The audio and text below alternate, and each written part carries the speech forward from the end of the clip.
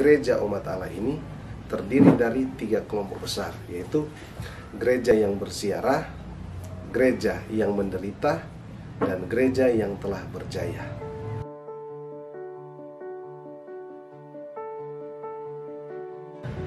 Gereja yang juga disebut sebagai umat Allah juga disebut sebagai tubuh mistik Kristus.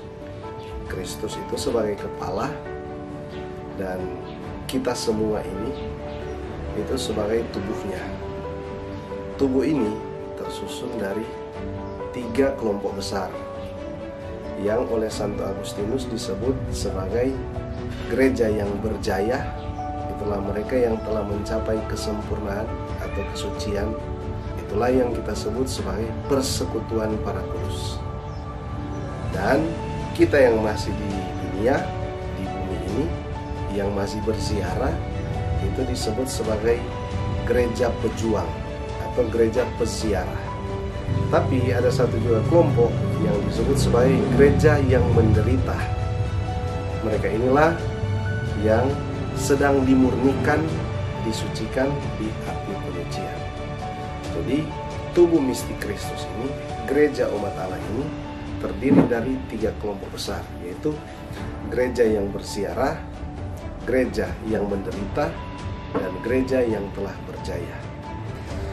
Ketiga kelompok besar ini saling membantu di dalam kehidupan untuk mencapai kesempurnaan. Jadi bagaikan saudara, mereka yang berjuang di dunia, mereka yang menderita di api penyucian, dan mereka yang telah berjaya di surga, bagaikan saudara yang bahu-membahu saling membantu untuk mencapai kesucian atau kesempurnaan. Mereka yang telah mencapai surga itu berdoa untuk mereka yang masih bersiarah di dunia, untuk kita yang masih di dunia.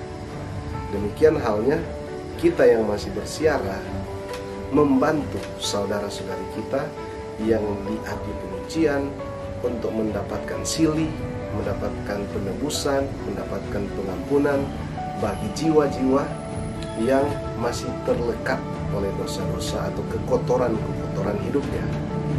Sementara jiwa-jiwa di api penyucian memberikan kepada kita, gereja yang masih bersiarah, harapan bahwa biarpun dalam kelemahan, di dalam keterbatasan, sehingga seringkali manusia itu masih jatuh dan berdosa, orang tetap mempunyai peluang dan kesempatan, atau disebut juga harapan, untuk mencapai kerajaan surga atau mencapai kesuciannya.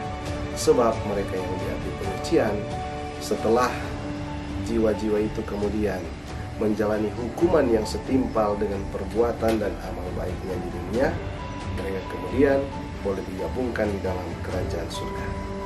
Jadi ketiga kelompok ini adalah tubuh mistik Kristus yang bekerja sama dalam membantu menghantar orang menuju kerajaan surga yang merupakan kota abadi atau kita sebut sebagai Yerusalem surga. Sekian, sampai jumpa.